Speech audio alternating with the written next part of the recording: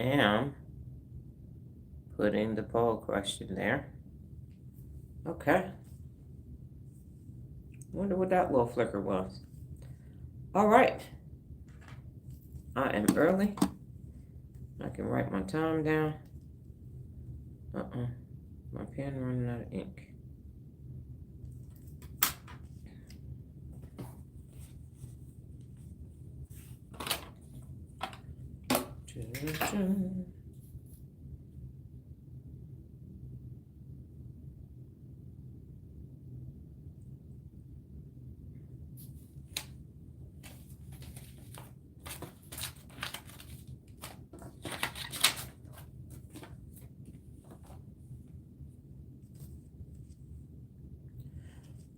Alrighty. About to be 5:30. I'm gonna go ahead and get started. Good morning, good morning, good morning. How are you all doing today? I am doing magnificent. I'm the magnificent. Special Ed used to be one of the rappers that I resonated with. So today we are here talking about the amygdala, part two.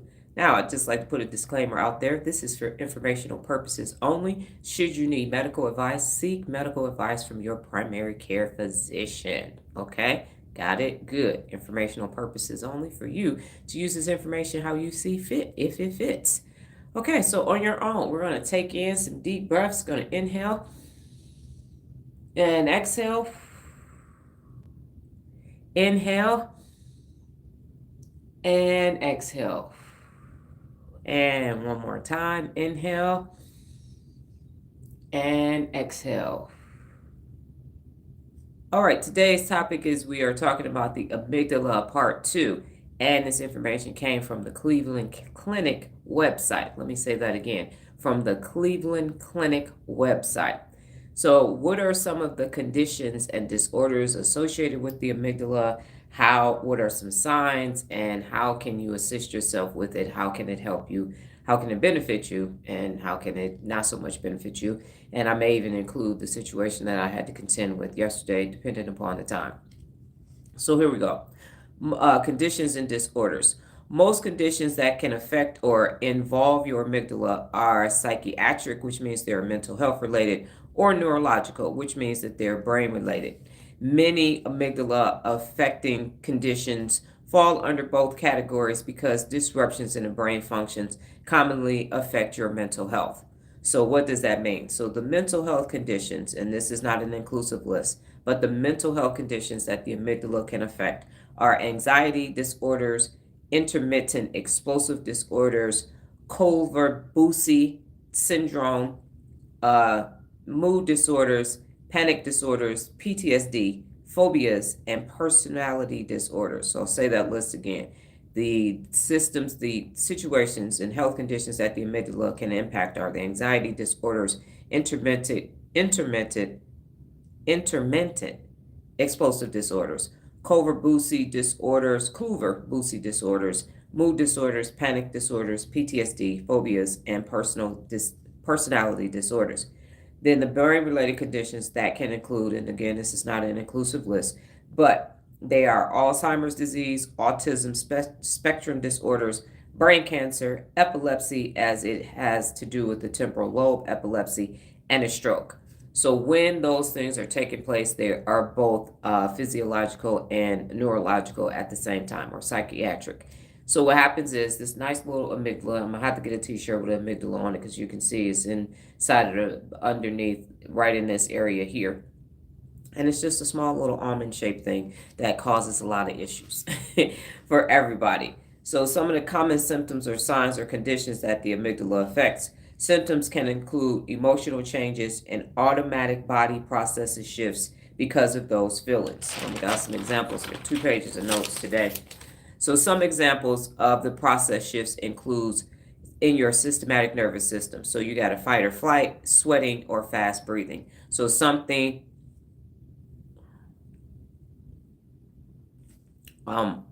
shoots a Gupta. I'm in the middle of explaining something, so I'd like to understand where I'm from has to do with what I'm talking about.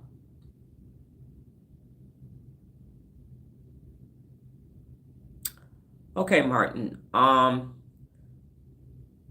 So ladies and gentlemen, we're going to take a time out because obviously someone is here and they must be new, so they don't understand what YouTube channel that they came across. So Shushant Gupta, you can kindly remove yourself from my comment section. Okay, ladies and gentlemen, let's see how this plays out.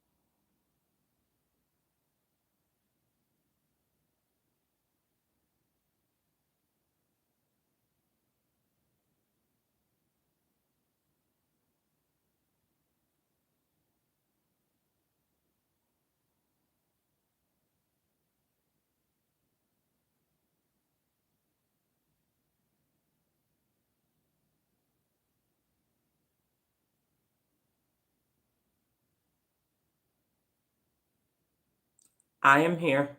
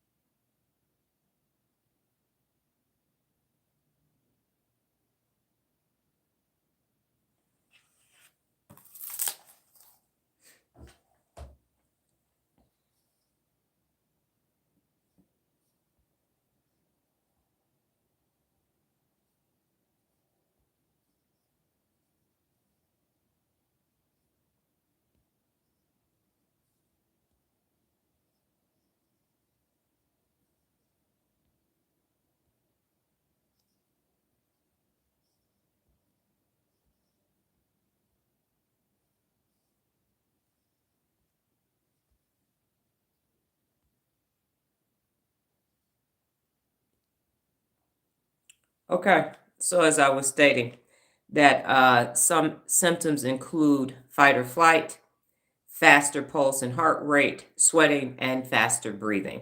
So that is what takes place when you are in an amygdala state. Some of the common treatments for amygdala, believe it or not, there aren't any that are specifically designed to help the amygdala. Instead, treatments target specific symptoms or conditions related to it. So, for example, you have mental health therapy, medications, and obviously, if it's something, good morning, Lola. Good morning. If it's something major, then there will be brain surgery. Obviously, go talk to your healthcare provider because they are the best information source possible for recommendations for treatments. Now, there are some care things that you can actually do to take care of your amygdala, and I've mentioned this on previous lives without even knowing that this was actually caring for your amygdala. So you can reach and maintain weights that are healthy for you. So maintaining your weight will help with managing anything that the amygdala is doing, not anything, but parts of it. And then having a balanced diet. You can also protect yourself from head injuries, so don't go skateboarding or riding a motorcycle or doing things that could impact you having a head trauma. And then also you can manage chronic conditions such as high blood pressure, type 2 diabetes, and high cholesterol. Now, before I get into my discussion, again, what I want to reiterate for those of you who were not there or you came and the in theory disruptors were there, as I allowed myself to prove a point, which I will come back to, is that what happens is that there are areas that affect the amygdala affects conditions. And the categories that they fall under are the psychiatric and the neurological. So the mental health conditions in which they impact the amygdala impacts is anxiety disorder, intermittent explosive disorder, Kluver-Bucy syndrome, and that's basically when both sides of the amygdala have been impacted in a negative way, mood disorders, panic disorders, PTSD, phobias, and personality disorders. And from the brain related side, it's Alzheimer's, autism spectrum disorders, brain cancer, epilepsy, as it has to do with the frontal lobe, and then stroke. So this small little almond shaped thing that's made up of neurons is impacting everything that takes place. So I will use myself as an example. Yesterday, we're on our way to the first appointment. We get to the first appointment, pull up, and my daughter's vehicle has smoke coming from it again. Now, she just spent $1,100 getting all of the leaks and everything repaired. So I'm like, what the hell is this? So we get out, we look under it, we assess it, we're at the appointment. Obviously, we have to finish the appointment. In this instance, she does call our mechanic that comes out to the house to check on things. She's contacting him, sending him videos to see what happens because we need to know, do we need to call another tow truck? Not phenomenal towing, but what do we need to do? He said, as long as the fluids are topped off, you're good. So instead of the second appointment was right next to probably 5 miles away. So what we did was we staged ourselves at a Starbucks and waited for the second appointment. Now things started showing up for me yesterday. The first day I was good. The second day I wasn't. And I started with the amygdala because it taps into previous memories. And so for the rest of the day, it wasn't that my amygdala was hijacked, but I started in my version. My daughter's going to chime in and say I wasn't complaining. It's my version of complaining. And it's kind of, you can't tell the difference on the outside because I'm pretty much like this unless I'm enraged. You can't really tell. But for me, it was too much of a heightened sense of panic. And so all throughout the day, we're going to the second appointment. And the second appointment had its own level of amygdala hijacking because of the technical competence of it. I'll get into that in a moment. But we get all the way to our third appointment, and we have Canes is Raising Canes is one of our clients, and so we do things for them. The regional director, I forgot his title. Anyway, we do things at his house. We do things at Canes, so we had to go put a treadmill together for his wife.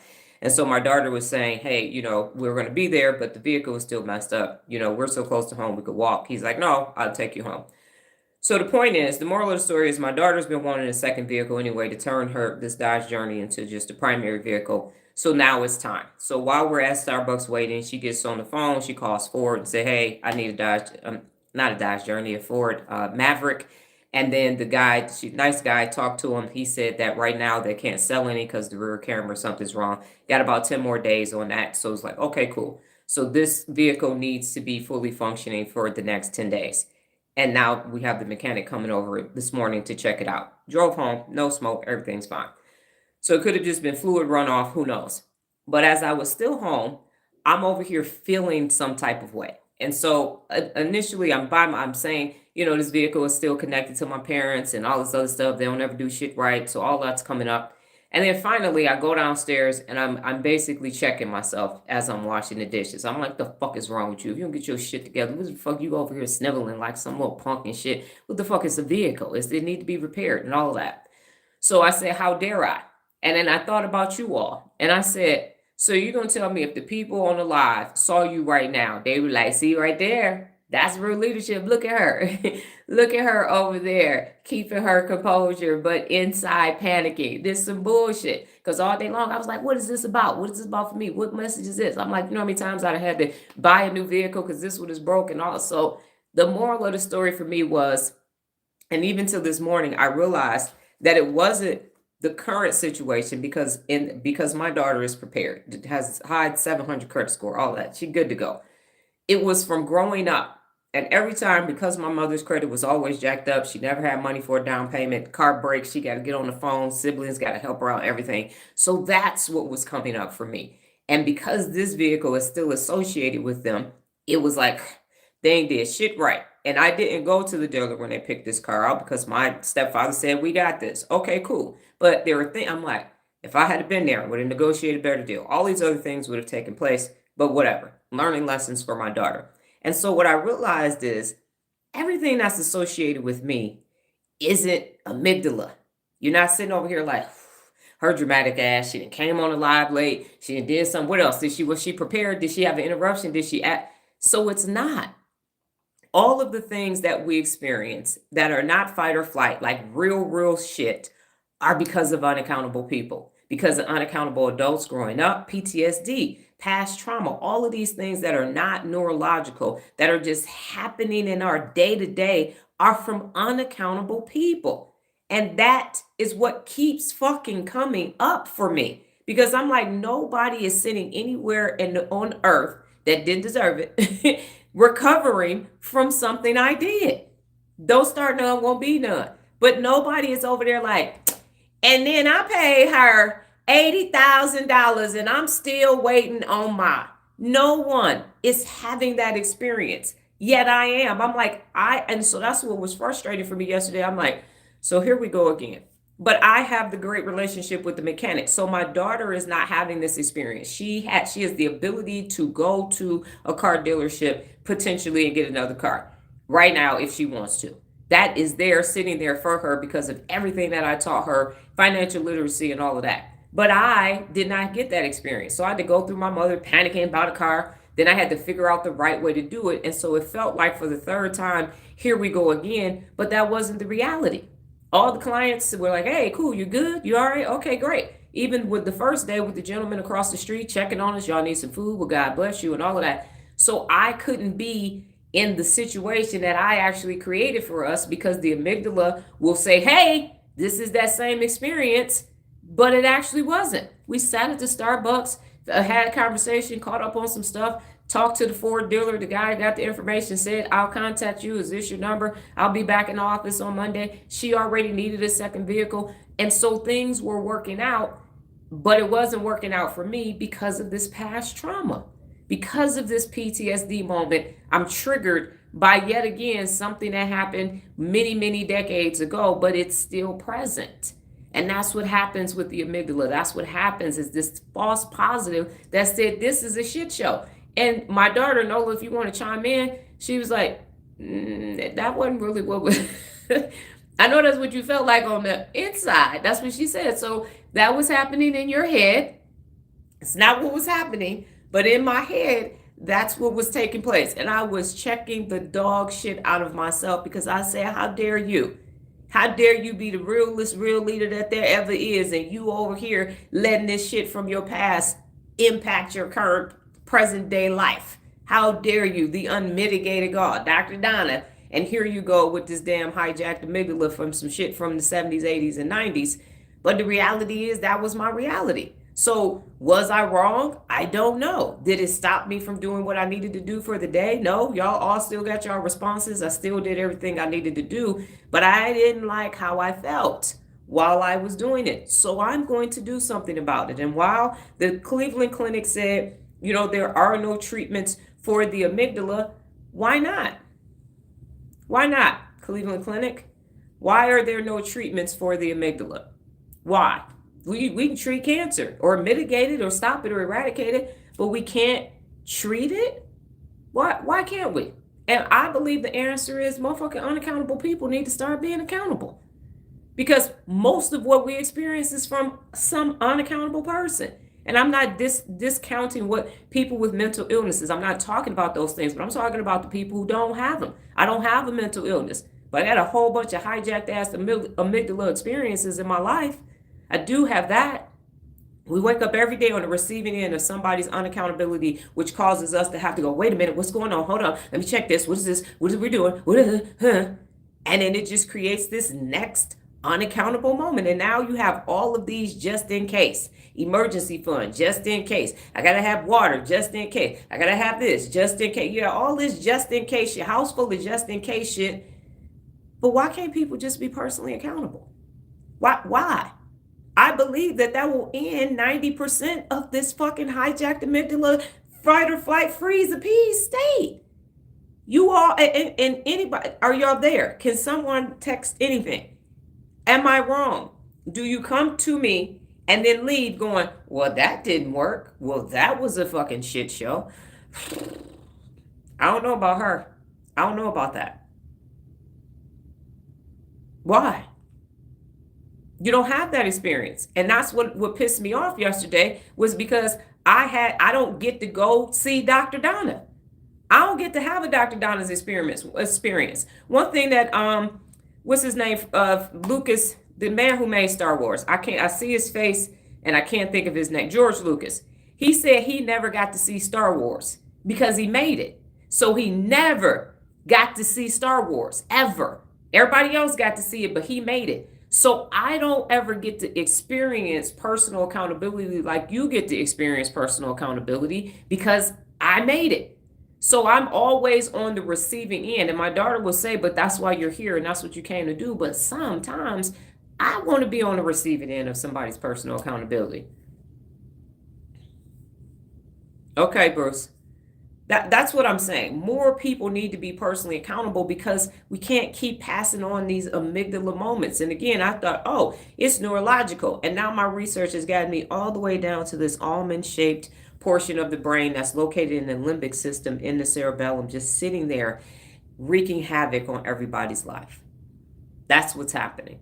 That's what's happening. So my day it wasn't berries and cherries, to quote Sheree, and everything went along swimmingly, but I got some shit from 1984 that just showed up and sat there with me up until this morning. Yes, he said he was just passing through. I don't even know if he's still here, Kevin.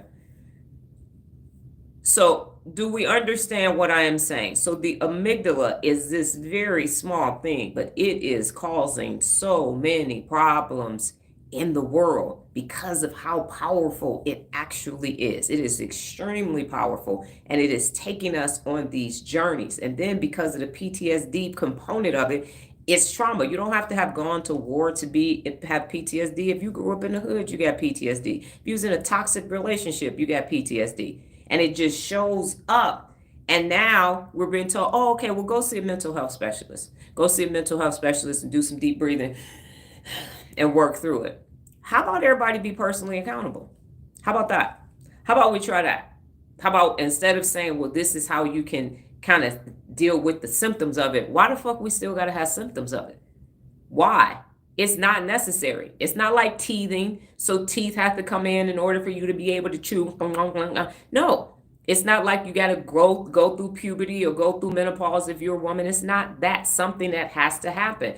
It's there to keep us safe from actual threats, not from this poor planning, this unaccountable people doing these unaccountable things. That's not why it's there. Now, on that side, that was my neurological day that I was having. On the physical side, we put together a TV stand, and Nola, tell me how long it took. It might have been 45 minutes. I don't think it took that long, but that was that. And then the next appointment, we were helping a previous client, and she put the curtains up, but they weren't high enough. So then we had to put up curtains 100 and I think 19 inches in the air across 10 feet wide curtains. So we had to raise them. And then we had to figure out the pole system and all of that. And then because the apartment is a luxury apartment, but it's small, and she has daughters that come visit, so it's an open floor plan, she wanted this string to cut off that portion of the living room so that it would be give them some private it was about that. Got it. Some privatization from the rest of the apartment. So just imagine like a wire on two sides of the wall that had to be put up like, just like a clothesline. So like the wire that comes on the back of a curtain, on the back of a picture across the same distance. So that had to be 120 inches up in the air and basically suspended up in the air. So just on two walls. And the first side was good. So the first side was drywall, the second side was sheetrock, and it took 3 different mounting hardware in order for it to stay in there. That was the second appointment, and the third appointment was a treadmill. So while all of that was going on for me neurologically, and still texting back and forth with the mechanic, he's coming this morning at 9:30 if I didn't mention that, all of those things still had to be done. So my question to you, 10 feet up and 12 feet across. Thank you for that, Nola. So the curtains were 10 feet up and 12 feet across, and the string was 10 feet up and 12 feet across as well. So I'm saying this, even though your amygdala is amygdalaline, and that's not a word, I made that up, but the amygdala be amygdalaine, everything still had to be done. And what's taking place for you when you have some trauma that shows up, when you have something that's going making you sweating, oh my God, heart rate is up. What are you doing? Do you still continue on with your day? Do you go and sit in the fetal position in the corner and cry? Do you get on the phone and start talking to people and complaining and all of that? Or do you override that shit and keep moving? Because all of the time that was going on, it wasn't apparent to anybody else. It sounded like I was just like, man, this sucks. This is some bullshit right here. But inside, there was this. I didn't sweat. It wasn't a physical representation. It was neurological, but it happened nevertheless. And I don't appreciate that. I don't appreciate how much shit I've had to overcome because of unaccountable people. It's not lifing. It's not, oh, I need to learn how to read. It's not, oh, I decided to go get 3 degrees, so I get what I get for going to school. I'm the one who decided to be an MP, so this is physically exhausting and sometimes mentally. I'm the one who decided to be a commissioned officer and all that they brought. But it's all these other folks' unaccountability that I'm still carrying. And one thing about PTSD, you don't even know what's there until some shit pop off. And I'm like, who knew that was up there, that was there for my mother? I gotta get a car. She couldn't handle shit. She was the one that the siblings and everybody had to come rescue all the time. She on the phone, and you got to live through that. She was depressed all the time. People say she suffered from depression. No, she didn't. She just didn't. She was lazy as shit, and she just wanted shit to be easy. And when character building moments came, she cried, and everybody came to her rescue, and she didn't have to work shit out. She worked out what she wanted to work out and took credit for this little bit of bullshit, but she wreaked havoc. Well, up until her like 3 months ago. It's 75 years old. It has to stop. And people just keep making excuses for the behavior. So we can have open discussion now. Let's go ahead and talk about it. Amygdala moments. Let's talk about your amygdala moments that you didn't probably realize that was an amygdala moment that was taking place, that's stopping you. And it is really overused. And I was scrolling through TikTok yesterday, and it was all about what 47 is doing. He's doing good. He's doing bad. He's doing back and forth, back and forth. It's everywhere. So it's like this, like the smog in California. It's just sitting there, this amygdala fog that we kind of all are in underneath it. So you just kind of breathe different because like, here's this fog. Here it is. And some days just appear less foggy than others. So some days you can see the mountain in the skies, and some days you cannot see the mountain in the skies. And I don't feel like experiencing this anymore. You don't have to feel it. If you all don't feel it over here, that means it doesn't have to occur until it does have to occur. And then it's necessary at that point. If somebody's chasing after you, you get a saber-tooth tiger coming after you, hell yeah, run. Go seek safety. 100%. Go ahead. Find a cave, jump up a tree. I don't know if they can climb trees. I would have to go back and research that. And if you're typing, remember ... If you're confused about what we're talking about, let me know. I can explain it to you.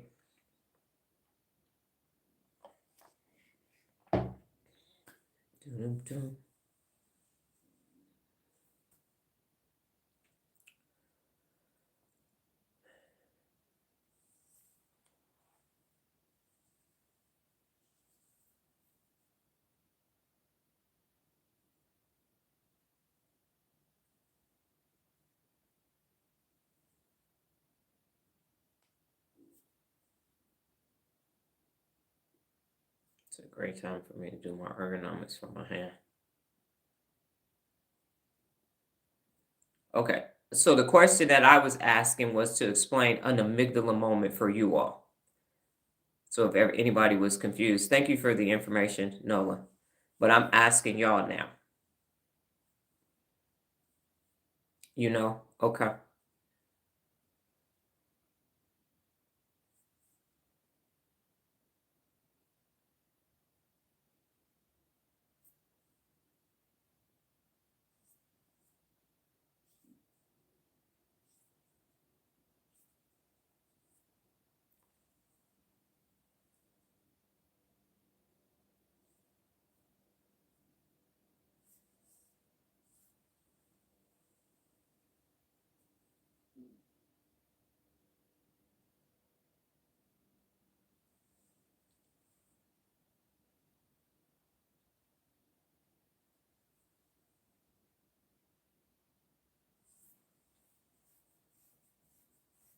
And your amygdala moment, Kevin, was for them, or because of what they were doing, or because of what I was doing?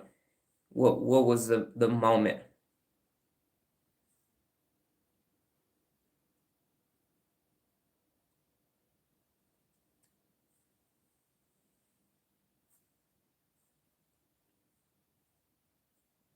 And I can attest to that for Nola. And that's the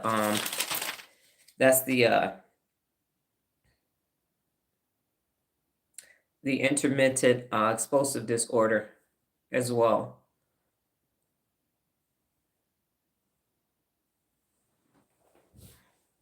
So my live says that there are 5 people on here, and I have 2 answers. Are the other people? Are you working them? So they created an amygdala moment. Got it. So it's great that you brought that up, because that's what I wanted to say. So whatever. Okay, got it. Thank you, Lola. So whatever is taking place for those people, they decided it's Sunday, they're bored. So collectively together, they are going to create this moment. So they needed a dopamine and an adrenaline boost. So they said, oh, somebody's live, let me go fuck with them. That's basically what they thought. But they fucked around and found out, because I wish a motherfucker would. Okay, that's where I'm at with all of this. And so that had never happened to them before. And that's why they ran out. So I said, well, let's see how this plays out, because they don't understand how many trolls have come across. I mean, this is my 447th day live. You know how many trolls have come to my lives in 447 days? So they use one of their biases, maybe gender bias, maybe ethnicity bias, and they decided, oh, this person is a life coach. So let me go ahead and do what I do when I come across life coaches, gurus, thought leaders pages. And then they found out that that was not the case. So then their amygdala got hijacked. And so much to the point where they then did what? Apologized, which is one of the 74 principles of real leadership, because they didn't know what to do. So the reason why I did that was so that you can see, if you stay in the executive function of your brain, they're going to, now their amygdala is going to get hijacked. And I've demonstrated this before. First time I've been on YouTube lives for a week. First time I've had to do it over here. And then and whatever else they were typing, some of the comments never even made it to me because of the offensiveness of them. YouTube flagged them. And so then I just removed them from the live. But as Kevin mentioned, as soon as he saw it, hijacked amygdala. As soon as he saw it. This is what's happening to us all fucking day. long. It's taking place. People are just doing it because they're doing it. So I'm going to hijack your amygdala before you hijack mine. And oh, hold up, you hijacked mine. Wait a minute. Wait a minute. That's not how this is supposed to happen. You're supposed to go run and be scared, or you're supposed to fight me. And that's why I just sat there to the point where Nola said, did you freeze? Did you freeze? Because now what do you do? What do you do when it didn't work? What do you do when there's no reaction and no response? You don't know what to do. You do know if it's fight, flight, freeze, or peace. You know exactly what to do. But to stand on personal accountability, what you gonna do with that? I wasn't like, let me, because I could have did that, but I chose neutral. I chose neutral because I was gonna keep reacting. I said, nah, I'm gonna just wait this one out. We're gonna play the blinking game. That's what we're gonna do. Now, what are you going to do? I'm going to make you uncomfortable because you decided to come fuck with me while I'm over here on my own channel, minding my own damn business, addressing this very thing that you came over here to do. And so while the Cleveland Clinic says there is no cure for it, there is.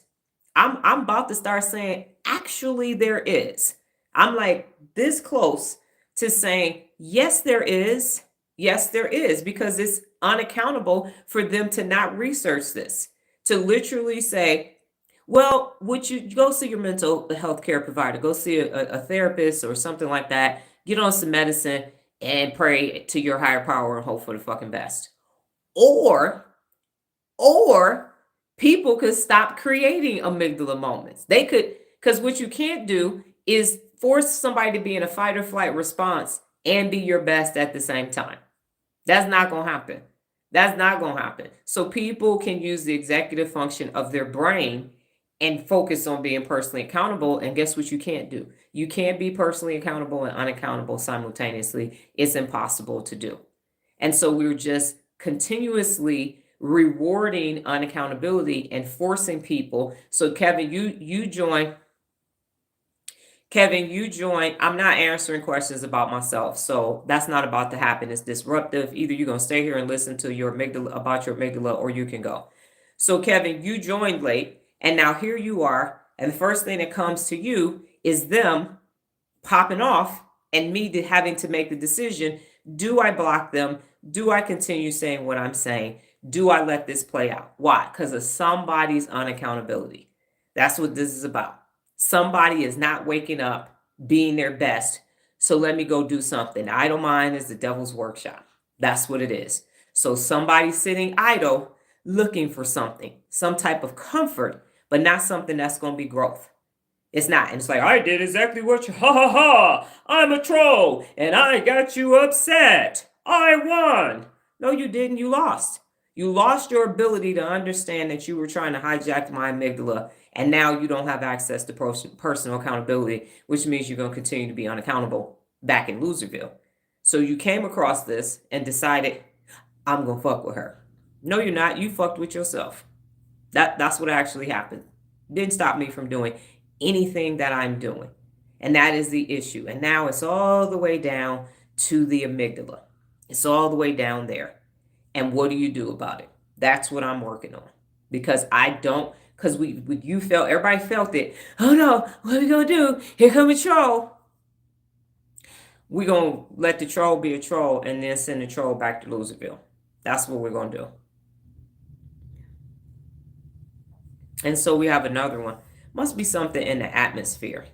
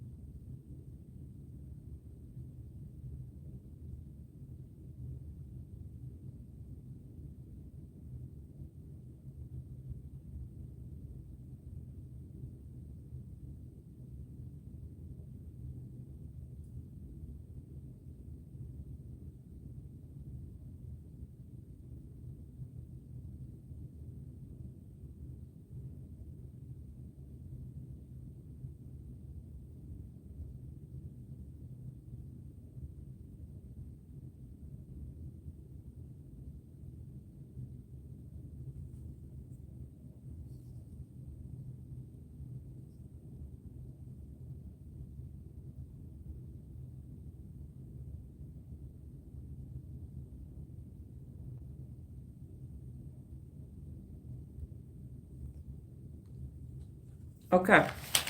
So it must be something in the atmosphere.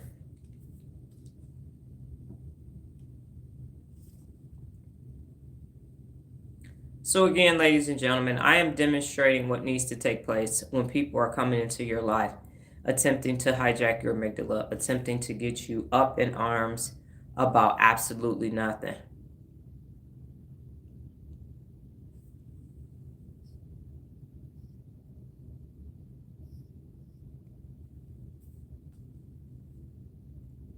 About absolutely nothing. When you are holding yourself personally accountable, the last thing that you are doing is coming to disrupt somebody else's ability to hold themselves personally accountable. And when you are not, the first thing you do is go and try to create this emotional adrenaline dopamine moment for yourself because you're addicted to it. And you feel empowered every time you go and disrupt somebody's peace because you don't have any, so you don't want anybody else to have any. So again, on the part of the Cleveland Clinic, and I appreciate all the information that I have. What I do not appreciate from the psychiatric, psychotherapist, neurological community is that they just said, "Yeah, man, can't do shit about that. Can't do shit about that. That's just the way. That's just the way it is. That's just the way it is." That's absolutely absurd. If this one small bundle of neurons and everything that is made up with this shape like an almond that just sits there, it's extremely small compared to other things, if that thing is causing this much motherfucking problems in the world, shouldn't we be looking at that? Shouldn't we be looking at that in a way to resolve it? Not, well, this is what happens when your amygdala is hijacked. Just breathe. Just breathe. No. Hold the motherfucker accountable for hijacking your amygdala. We ain't got no amygdala court. Ain't no nothing on the books that this motherfucker hijacked my amygdala. They need to pay. There are no court cases about that.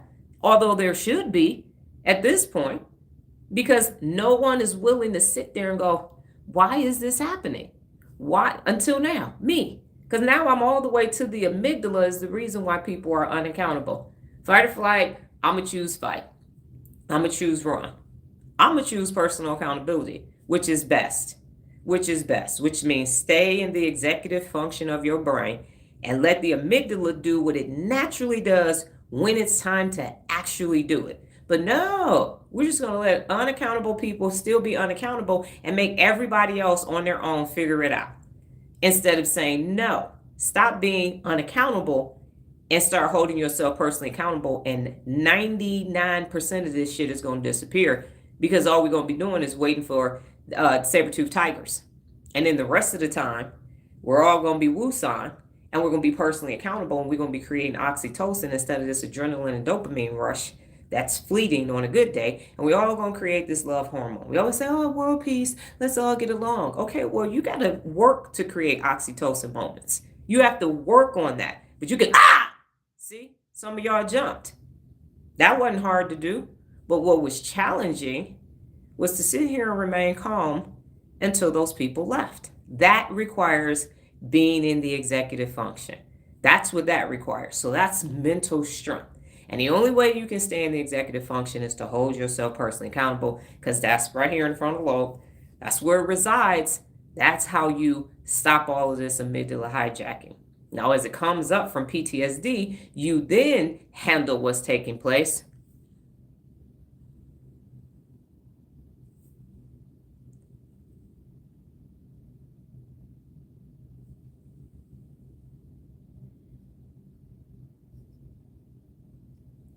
Okay. Not quite sure how that, I'm going to have to determine how to block people. So the point that I'm making is as long as you stay in your executive function, which is located in your frontal lobe of your brain, you are going to be able to handle more amygdala situations than if you get out of it or you allow cortisol in. Now you're not going to be able to use your logic, your judgment, your self-control, and understand what's happening from a feeling perspective. You're not going to be able to access any of that because the amygdala gets scared. It shuts all that down and says, protect yourself. And that's what's happening. Kevin, you came on. It's like, oh my goodness, what is this? I got to protect myself. Where is my comfort zone? Where is my safety? What's taking place? Instead of assessing, it's Sunday. People are bored. Football is coming to an end. Nothing's really on television. And so people are like, let's go and mess with people online. I'm a little bored. Might even be somebody having a sleepover. Just decided we're bored. Let's go mess with somebody so we can have some fun. And that's what took place. Okay, so now we're moving on to the without looking it up. And without looking it up, the word for today is nom de plume. Nom de plume. N-O-M space D-E space P-L-U-M-E. Nom de plume. And your options are, is this a pen name or a real name? A pen name or a real name? Nom de plume. Pen name or real name? And after you answer, get your writing utensils together for math. We're going to be doing some evaluations. Nom de plume. Is it a pen name or a real name?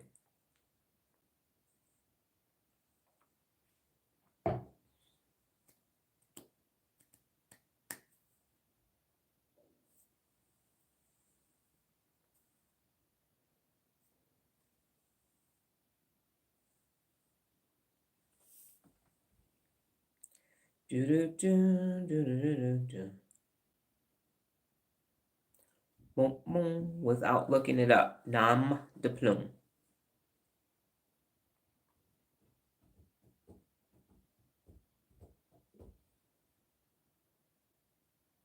Okay. No, it appears that you are the only one answering right now. So that is correct. It is a pen name. It is a pen name. Demetrius, we are doing without looking it up. So the current thing that you are working on is without looking it up. Nom de plume. Your options are, is it a pen name or a real name? Without looking it up. Nom de plume. Is it a pen name or a real name?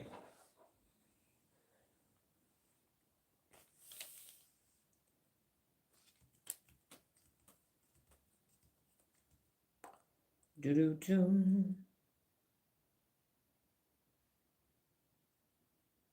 Okay, in spirit of staying as close to time as possible, it is a pen name. It is. And I have a nom de plume because I write poetry, and mine is Letters from Louise. So yes, that's what I use to write my poetry. My nom de plume is that. Okay, go ahead and get pen and paper out, paper and pencil, writing utensils, whatever you need, because we're going to do math today. Every day. And the reason why you do math is because math helps to increase your working memory with regards to problem solving. We do order of operations over here because when you have problems, you need to be able to decide which area of the problem you're going to address first so that you can get to the solution. And math is the answer. In actual real time and world problems, it's getting to the best solution possible in that particular situation. So your working memory is located in the executive function of your brain. It is coupled with the cognitive flexibility as well as the inhibition control. And you use that to navigate throughout your entire day. So it's connected to the short-term memory, which is what you need to do in front of you, and the long-term memory. So think of it as a conduit where everything is housed and passes through back and forth in order for you to do whatever you need to do on the daily basis. Your working memory starts to deteriorate by age 35, and by age 65, it's almost non-existent. But because you learn how to hold yourself personally accountable, your comments are not coming through, Kevin. The only thing I saw was pen name. So if you typed anything other than pen name, I didn't see it. I saw you answered pen name. So you put comments on there, they didn't come through. So if you like to type them again after the math. So this message was held for review is what I just saw. So maybe change something in it. Because if you just type the comment, it said it's held for review. So maybe reword it. And I'm not quite sure because this is the first time this has happened to me today in the week that I've been live on where am I at? YouTube, that this has taken place.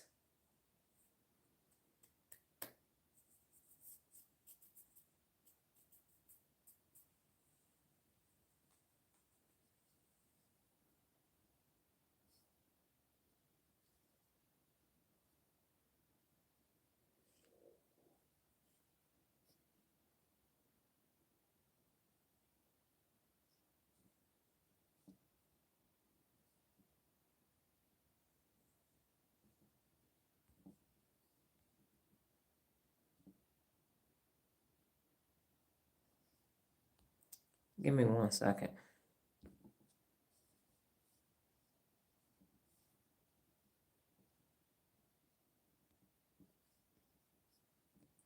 Okay.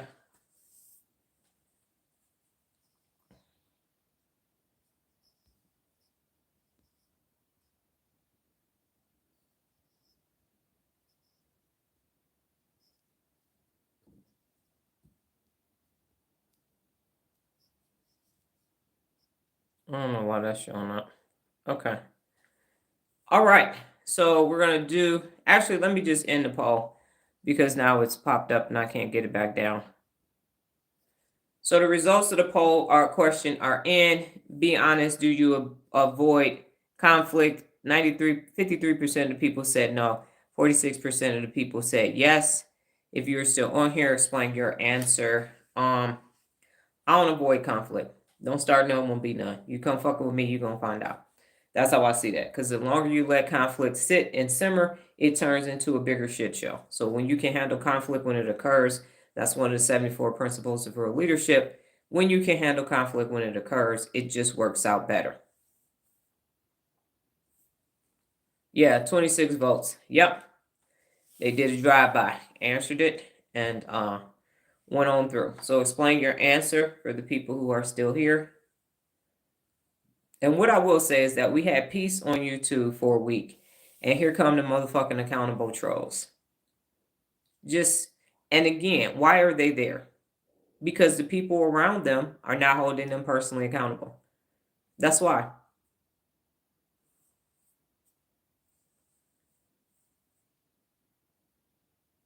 Yes. And that's what most people do. So conflict, and the reason why that question is there this morning, thank you for your answer, Nola. Which is I avoid conflict. I don't like it. I am not good currently at resolving it. I add more fuel to the fire. So conflict and the amygdala are sitting right there with each other. And so there have been several losers, unaccountable people this morning who have decided that they're going to create conflict over here because it becomes addictive. I'm over here. The more I make it and people appease me or fight or freeze, I've won this imaginary argument. And so that's why you have to handle conflict when it occurs, because otherwise it's just going to create more and more amygdala fight, freeze, or appease. And I'm always interested in getting to know the root cause of an issue. Yes. And because of that, I'm going to argue with you. I'm going to fight you. You don't know what these unaccountable people are going to do. That's why people avoid it. And again, unaccountable people just keep starting shit because they know most people are going to avoid the conflict or they're going to fight them. But the resolving part, and in order for you to be able to resolve the conflict, you actually need two personally accountable people because it takes collaboration and striving for win-win. And that cannot occur if you are talking to an unaccountable person because they're not going to listen, they're not going to ask the questions, they're not going to actually embrace diversity and change and hear your side. They're not. They're hell-bent with a fixed mindset on who they are, and this matches my bias. So remember confirmation bias, and you also remember that this is part of who I am, conformity bias. So I got conflict with you because what you're doing goes against what I conform to believe. So when you start putting all of these things together, then you can understand that the behavior is neurological. Now, while I understand why people came on here and did what they did, I'm not going to acquiesce and make it okay, because it is not okay, because you can stay here and learn how your brain functions and let it function better, or you can continue to not know, do some dumb shit and get kicked off and never see this channel again. So there are consequences for your inaction or your poor actions. You still have to be held personally accountable because this is an online classroom environment. This is how I've chosen to present this message to the world, and I will not allow someone to come and disrupt it because they're unaccountable. That's not what's going to take place. So I'm going to handle conflict when it occurs, and sometimes that means I might up the ante. At the end of the day, we know they're getting removed, but how I'm led to handle that situation is how I'm led to handle that situation. So when I'm saying handle conflict when it occurs, I'm saying that if you're dealing with an unaccountable person, you're going to have to do some stricter, stronger shit. If you're dealing with a person that's personally accountable, you can sit down and have a normal conversation with them and actually fix it for good. You could do root cause analysis and ask why 5 times. You could do all those things because y'all speak the same language. But if somebody is speaking unaccountability, then I got to speak stern ability, and I got to get more stern the more unaccountable someone is, because you're not going to disrupt what it is that I'm doing, especially on my channel where you chose to come over here. I didn't come to where you are, you came to where I am. So unaccountable people always want to disrupt things that are going well, because no matter how good a situation is, an unaccountable person is going to find a way to fuck it all the way up. They are, because they don't know any better. Like they say, you can take the person out the hood, but you can't take the hood out the person.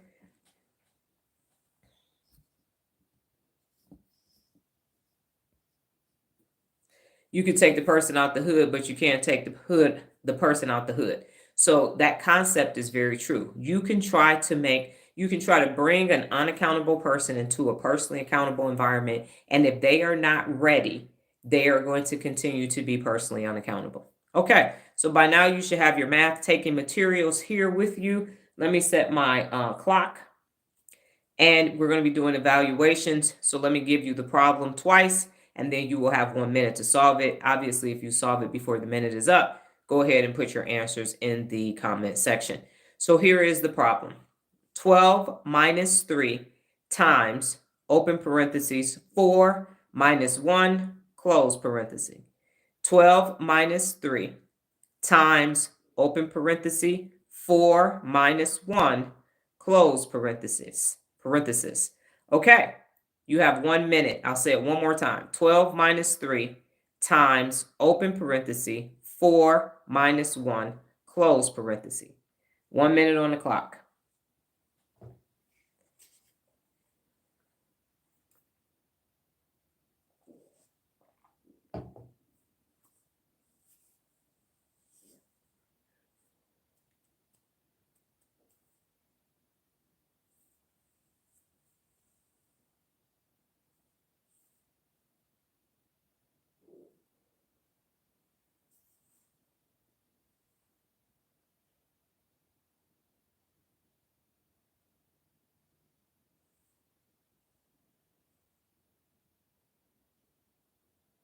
.38 minutes, 38 seconds has passed.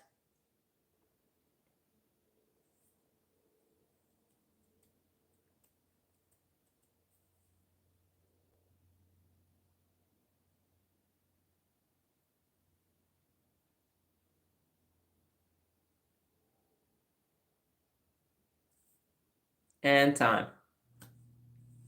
Okay, anyone else have your answer before I reveal the answer?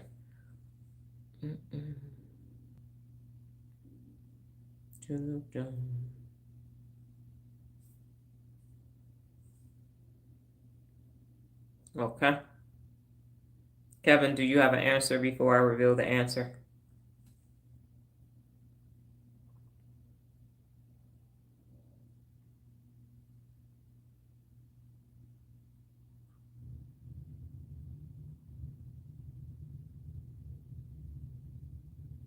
Okay, the answer is 3. So the first thing you needed to do was go to where the parentheses were for order of operation, which is PEMDAS, and do the parentheses. You would get 4 minus 3 is 3. You would then do multiplication next, which is 3 times 3 is 9. And then after that, you would do addition and subtraction in order. And so 12 minus 9 equals 3. And that is your answer. And so I've gone over the poll questions and everything else. And so here is my summary. There's a market saturation of continuous, and I'm making this a thing, amygdala-itis. Amygdala-itis is what it is. And I coined that phrase this morning as I was taking my notes. And everybody is complicit. Everybody is complicit.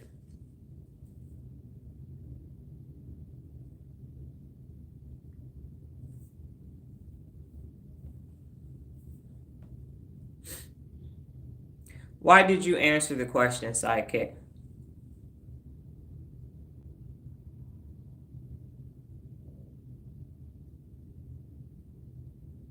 First of all, don't answer that question. Do you follow this channel? Are you a subscriber to this YouTube channel? And why are you here this morning? We're not going to ask me any questions. Why are you here this morning? You're going to be personally accountable. You follow this channel, okay? Are you familiar with anything that I do? If you've decided to follow this channel, why did you follow this channel?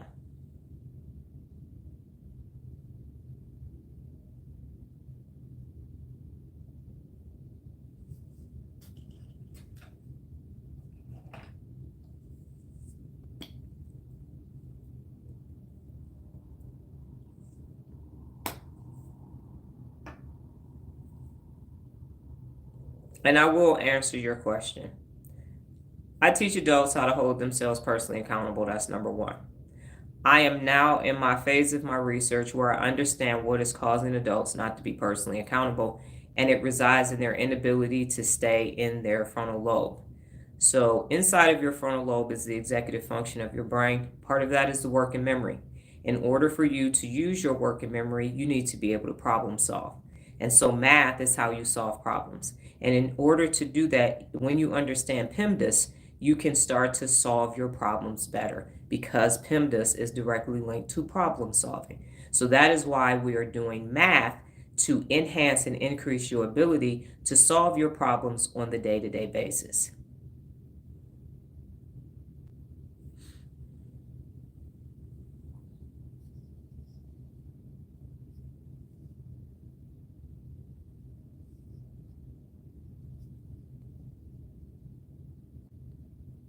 Okay, so here's what, again, market saturation is basically continuous amygdala-itis.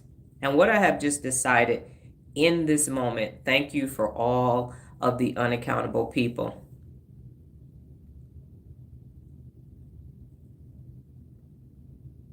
Sidekick, do you have your own YouTube channel?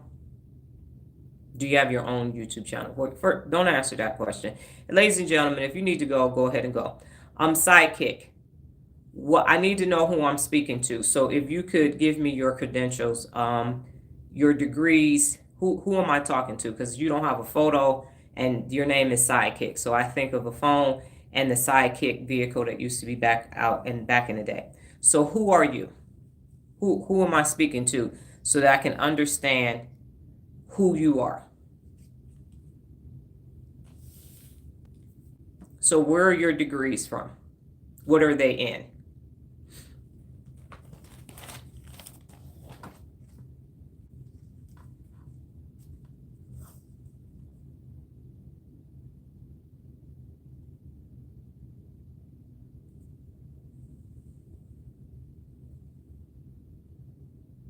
Okay, got it. How many degrees do you have? Is it a bachelor's? Is it a master's? Is it a PhD, a EDD? Where did you, what is it in?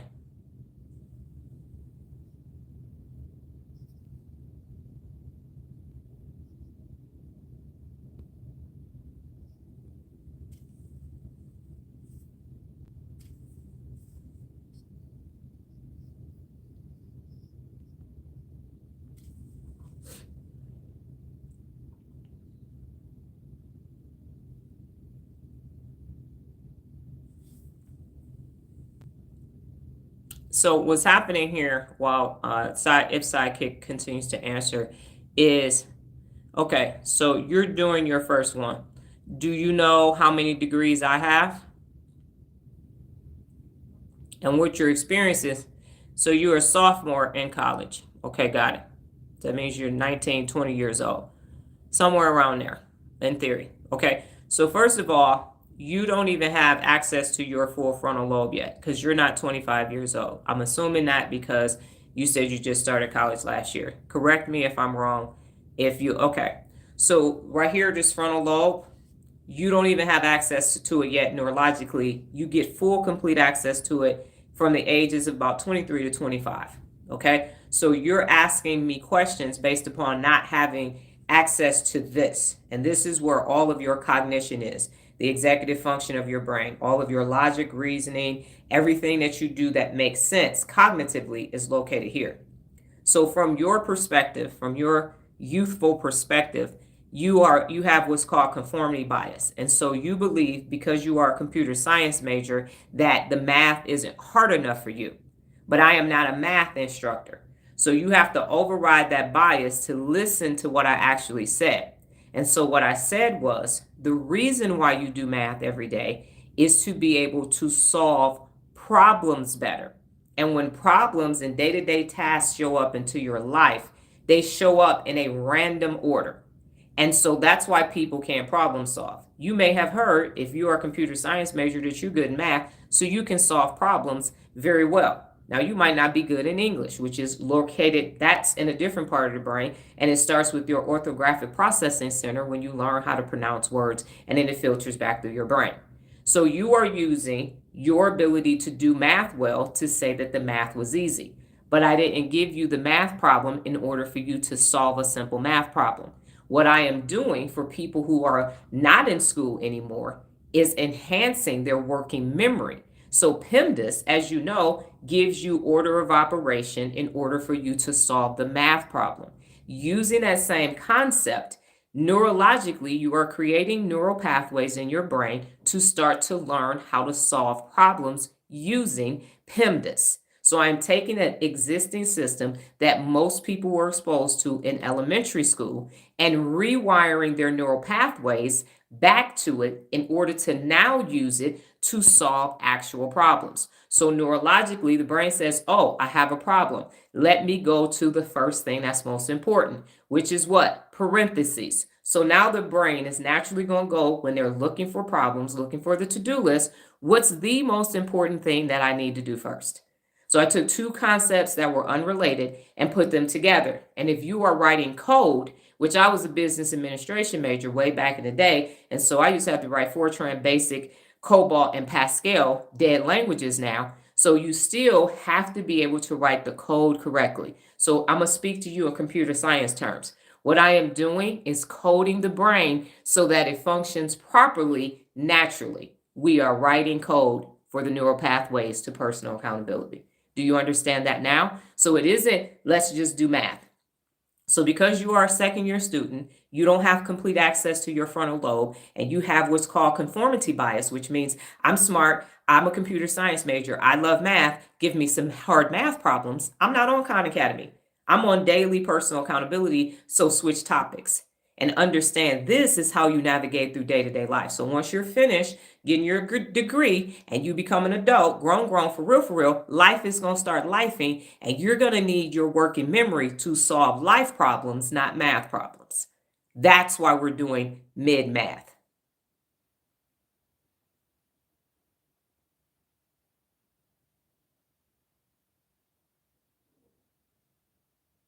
Okay. So you decided, and apologizing when you're wrong is one of the 74 principles of real leadership. So asking questions is also one of the 74 principles of real leadership, but don't ask me the questions based upon your conformity bias or things that you think I should be doing, because I'm a smart motherfucker. I'm probably the smartest person you ever gonna meet in your life. I don't do anything without a strategy. And I am teaching adults how to use the brain, and not just in functioning capacities to do their job, but to actually become their best. That is my objective. So feel free to come back and join, but learn what's actually being taught here and not say, oh no, why are you doing that? I can do that. Okay, I'm sure you can, but there are things that you can't do. And I'm telling you how to use your brain to be the best at everything that you do, not just computer science. So I will close. Very interesting amygdala induced live today. Very much so. So here's the decision that I have made, ladies and gentlemen, and I'm going to be working on this today because, quite frankly, I'm fucking irritated with these unaccountable motherfuckers that showed up this morning. I am irritated by them. Nevertheless, they are here to demonstrate my point. Amygdala-itis. I've been live on YouTube for a week, and here come the fucking unaccountable trolls. Starting shit. I got it in real time. I did. And so this is what's fucking with y'all day, y'all. This is what's amygdala moments. This is what's fucking with y'all day. What disrupted the live? The unaccountable people doing unaccountable shit. That's what disrupted the live. I was here on time. Damn it. Okay, I missed all of that. I was here on time doing my thug thizzle. And then here comes several groups of unaccountable people amygdalaing. Amygdalaing. I'm minding my own business. And I'm still here. And now here they come. And now I got to make all these decisions. Am I getting rid of you? Am I putting you in timeout? Because they came doing unaccountable shit. And then we have Sidekick, who, thank you for the example, is now doing a conformity bias and now telling me what I'm doing wrong on my live because you think I'm a thought leader or something else, not understanding that I actually got real notes and I'm actually teaching a real thing because I have a doctorate in education and this is my online class. So I have a reason for everything that I'm doing. But again, between the biases and the hijacked amygdala and all of the isms, people are over here telling me I'm doing something wrong because of my lack of conformity bias. Because I will not let trolls come and get a nice little dopamine and endorphin boost.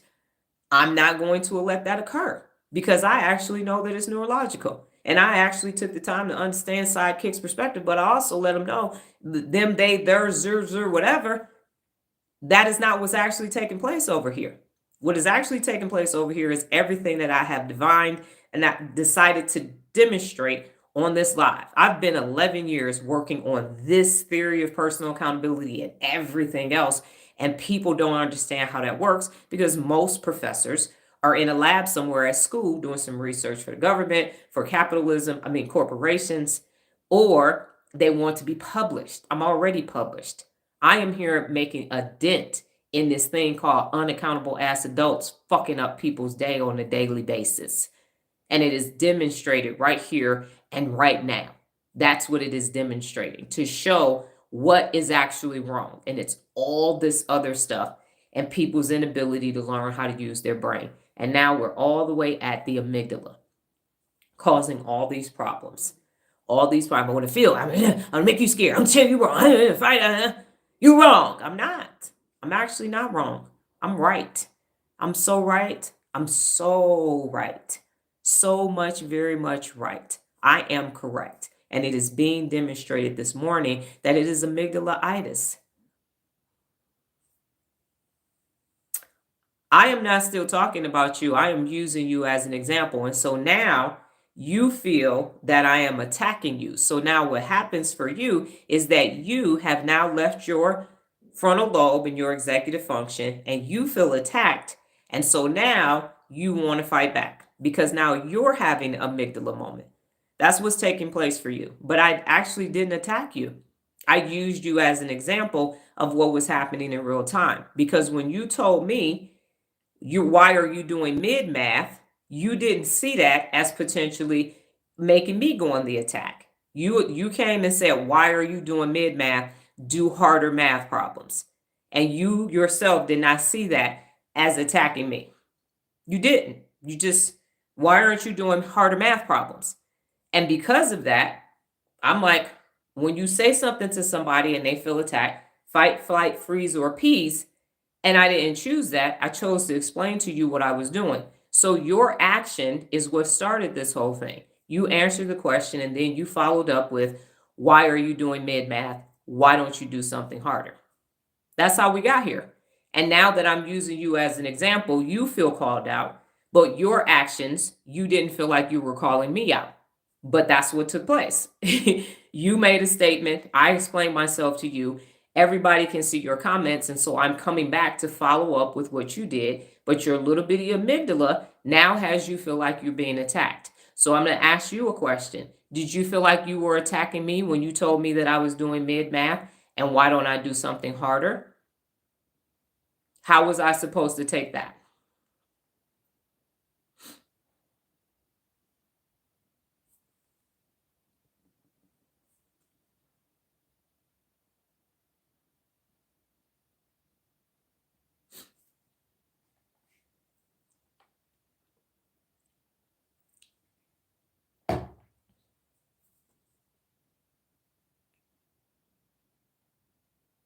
You weren't attacking me. So why did you just say that I was attacking you?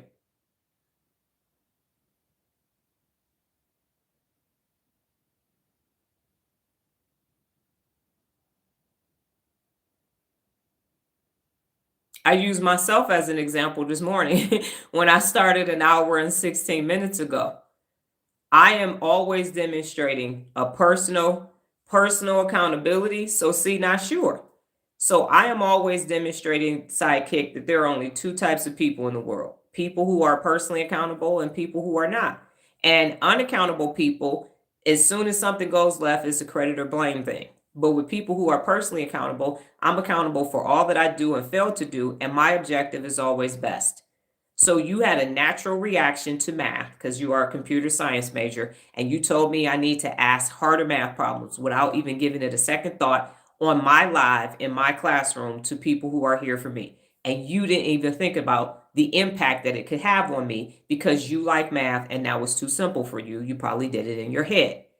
I then addressed everything and explained to you what was taking place. And as Kevin said, I used you as an example, and then you got offended. But you didn't think about how we got here in the first place. And it was your actions that said, why? Because you answered the question and you said, why are we doing mid math? Make something harder. That's what you said. So you have to take responsibility for how we're here where we are right now. Your question. And then to tell me that it wasn't next time, make it harder. That's how we got here. See how that works? Yes, NOLA was used as an example for the entire class. And feel free, Sidekick, to go back and look at yesterday's live, and you will see that I am an equal opportunity. When this live is finished recording, you can go back and look at the beginning of this live, and I use myself as an example. Most of the time, I use personal examples to start off with. So that's how this classroom works. And you're in college, and so that shit's not going to happen because college professors are fucking egomaniacs. And the last thing they're ever going to do is show any vulnerability or any errors in anything that they do because they got a God complex. Most of them, especially the higher level schools that you go to. They think they're geniuses. So that's that. So feel free. Today's Saturday, Sunday. You might not have any classes or any homework. Just go watch yesterday's live, the beginning of it, and watch the beginning of this live. But now you're taking offense, but you got to ask yourself, how did we get here? And I'm doing what I normally do. I've been doing working memory math I've been doing math questions for at least 90 days. This is my 447th day of going live. So that's what's actually taking place. So over here is daily personal accountability for you to become your best. 74 principles of real leadership are on my website. You can go check them out. But you don't get to say what you said and then not be responsible for how we got here. That's not personal accountability at all. And so anybody that comes and comments and does something, this is open public forum. And at that point, I am going to use it as an example, just like I used the unaccountable trolls that showed up as examples as well, because I am saying, if you're still here, Sidekick, that there is market saturation of continuous amygdala-itis in adults everywhere in the world. And we saw it real time. I couldn't have planned this better. We saw it real time with people doing unaccountable shit and then not wanting to be held accountable for some shit they started. So they're throwing rocks and hiding their hands, but I'm going to expose it all because that is the problem with the adult population globally. So as I close, for the people who are still here, go ahead and type what you learned today. What did you learn today? And what I learned today is this feeling that I currently have of irritation is not going to be here long term, because what I am not going to do is be irritated by unaccountable people anymore. I'm going to do some soul searching today. I'm going to have a strategy for it. I'm going to have a stern conversation with my amygdala today. And we going to get aligned because I'm not even going to pause anymore. I'm going to have a strategy for this amygdala, this acute, you go to the doctor and this acute amygdala-itis is what is taking place. Is 100%. And it's like, oh no, I just care about what I care about. Okay, cool. The whole day. Thank you, Nola. That's what I learned yesterday. That's why I was washing the dishes, checking the dog shit out of myself. I'm like, you Dr. Donna, how you gonna let some shit your mama did 45,000 years ago impact you in 2025? You don't get your shit together. This is some bullshit. This is some real bullshit. They are being led around. Oh, you got to retract your message, Kevin. So that's good. You found that button because you were saying that they needed an edit button. So I don't know what button you used to do that, but it's here. So Sidekick, if you still here, what did you learn? And the other people that are sitting here, what did y'all learn? I'm looking for my, here we go.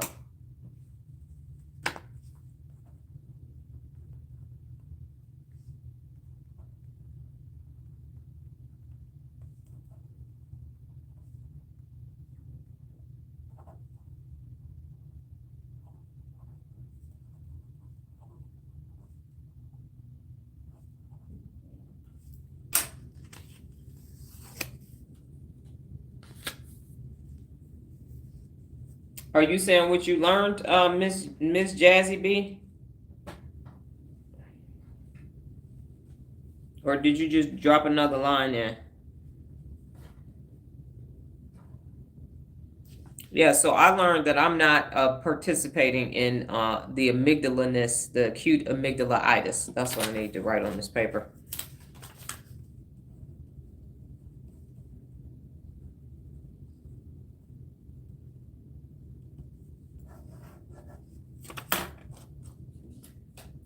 And Kevin, we're just waiting on your message.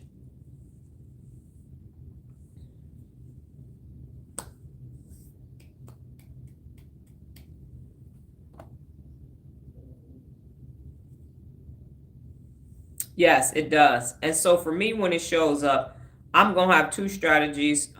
When it actually shows up, I'm going to talk with my amygdala. I don't even know if shit is possible, but we'll find out. I'm a good disruptor and dent maker. I make things do all kind of things that it don't want to do.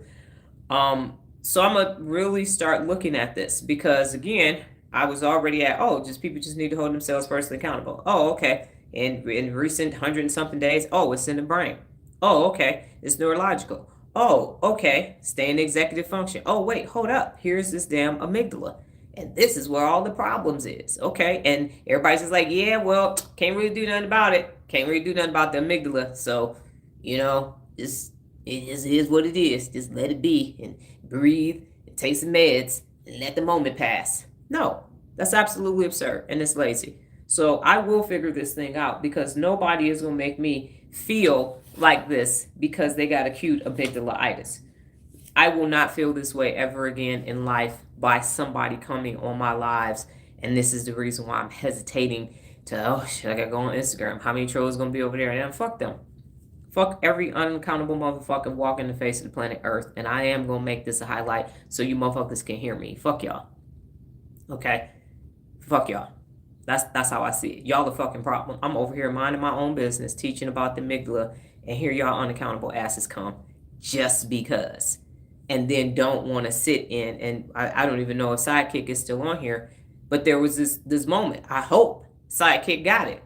Well, I wasn't thinking about that. Okay, so you said some shit to me, how you felt, and then I say something back. You using me as an example, and you the one who caused it. Isn't that interesting? How did we get here?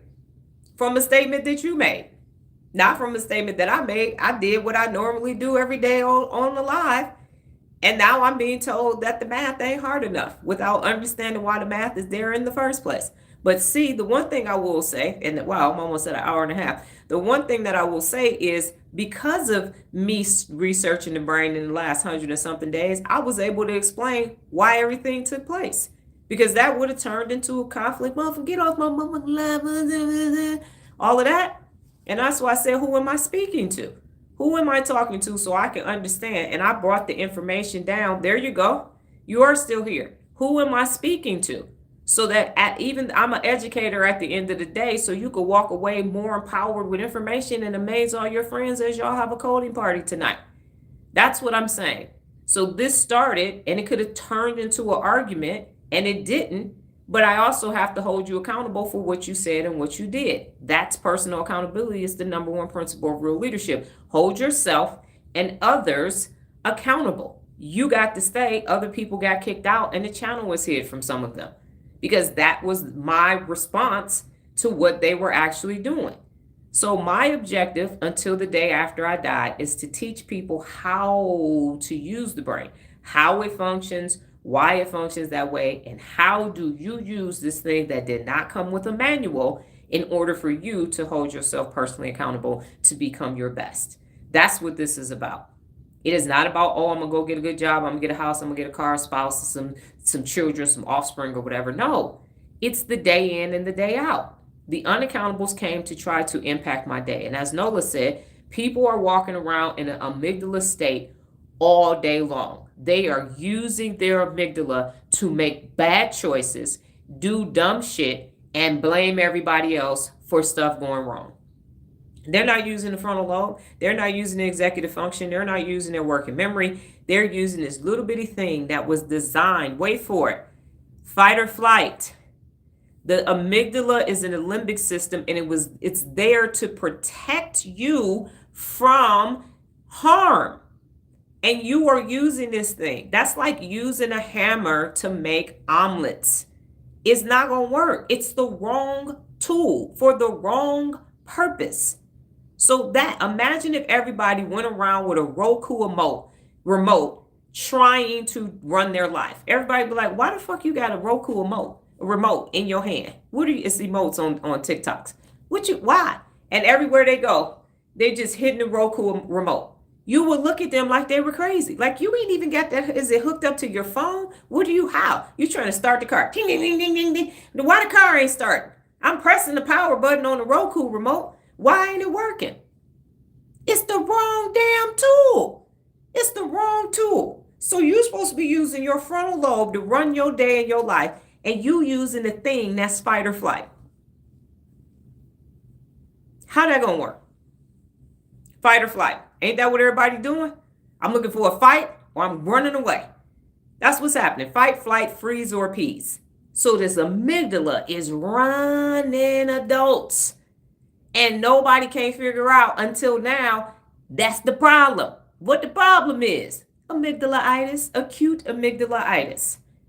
Everybody is operating in fear all day. And you gonna take my shit? No, you ain't. I'm gonna take your shit. Fuck your shit. Oh my God. This is. And so everybody's seeking comfort, because that's what the amygdala says. There go a problem. I'm gonna just scroll through TikTok. I feel so good. I love it. I do a video.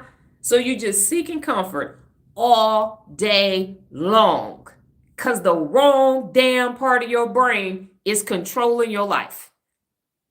And that's why you can't hold yourself personally accountable, because you think in fight, flight, freeze, appease, comfort. And what I'm saying sounds like, oh my God, no, no, I'm not going to attack my people. I'm not going to hold people accountable. I'm not going to do that. No, those are my friends. We eat popcorn together and talk shit about people on the internet. And then what? And if we talk shit and they talk shit back, we say, fuck you. Okay. Is something else to that, or is that just it? Is that it? That's what you do. Got it. Okay. So, no, I will not allow everybody walking around letting their amygdala run shit to impact anything that I'm doing. Because you using the wrong part of your damn brain to run your life. The wrong part. The wrong part. You're using the wrong part.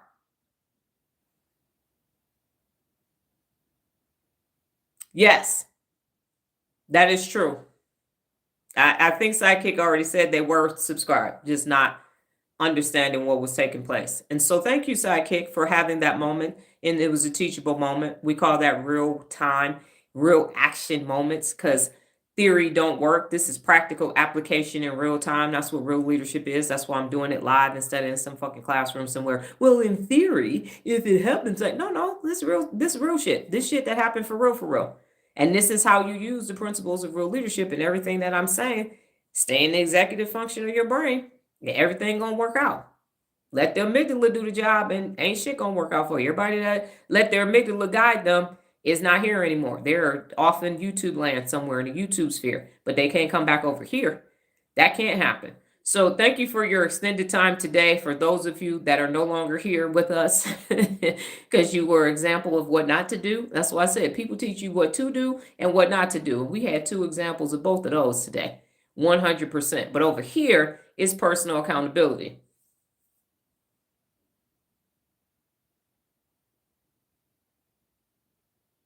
Oh, wow. You said data management looks like kids play in front of this class.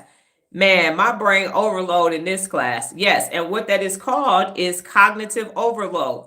And what happens is when you have to learn, see how I got an answer for everything? You pay me later. What happens is when you have to learn something new, that's why you need your working memory, because your working memory is what you use to navigate through the day. And when some new information comes, it's called cognitive overload because you are like, oh my God, it's so much. And the amygdala will show up. You gotta say, sit down, bitch, be humble, and then learn it. And every day that you learn how to hold yourself personally accountable, the overload dissipates until it becomes part of your everyday action. And it's then be part of your working memory and your muscle memory. And you just hold yourself personally accountable. And then the objective is for you to become your best. So now you can go back and sit in data management like, this ain't shit right here. Ace the test, bada boom, bada bing, graduate early and everything else. That's what's actually taking place. So there you have it. Sidekick, yeah. Exactly. And that's the reason why people don't hold themselves personally accountable, because it's easier to sit in the little bitty tiny ass amygdala and just go, yeah, I'm safe over here in my little comfort zone. I'm safe. I ain't doing that. I ain't doing that. No. Right. And you're never going to have best. You're never going to have best. You're not going to be able to have experiences. You won't be using the 74 principles of real leadership, and your ass is going to stay stuck in Loserville. So go away.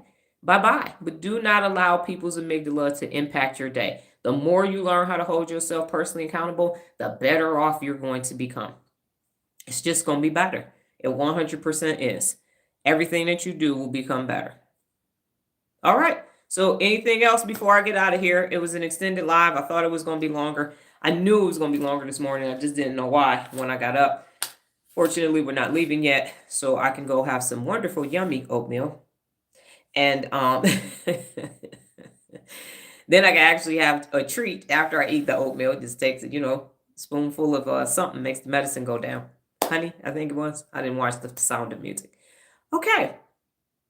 All right. So you all go off and use your executive function located in the frontal lobe of your brain. That's what you do right there. That's what you use. Okay. And then let the unaccountables be amygdala. Ma'am, add a 1-minute block for comments to stop the trollers. I thank you for that. I appreciate that, sidekick, but I'm not going to do that, and here's why. When they show up, we use them as real-time examples, because think about this. You can't stop the unaccountable people in your life from doing unaccountable stuff. So thank you for that tip, but I use that because people in real life don't really fuck with me. But they are messing with y'all because y'all still learning how to be personally on it. Y'all are still learning how to be personally accountable. So somebody is going to say something in your class, in your dorm, if you live on campus, in your family, they're going to be personally unaccountable. And I'm teaching you how to stop them from impacting you. So you set up your boundaries, you set up your perimeter, because trolls going to be a trolling, and they need to know that you can try to come over here and troll, but you're not going to stay. So thank you for that. I do appreciate that. However, y'all need to see it, because if I had set that up, a lot of the trolls wouldn't have trolled. And so you wouldn't have been able to have that experience. And then when it happens in your real life, in your community, now you don't know what to do. So handle conflict when it occurs is one of the 74 principles of real leadership, and that's conflict. So I'm handling it when it occurs. That's why I let them stay there, because I could block them immediately as soon as they comment. I could go and say, remove them or no access to this channel.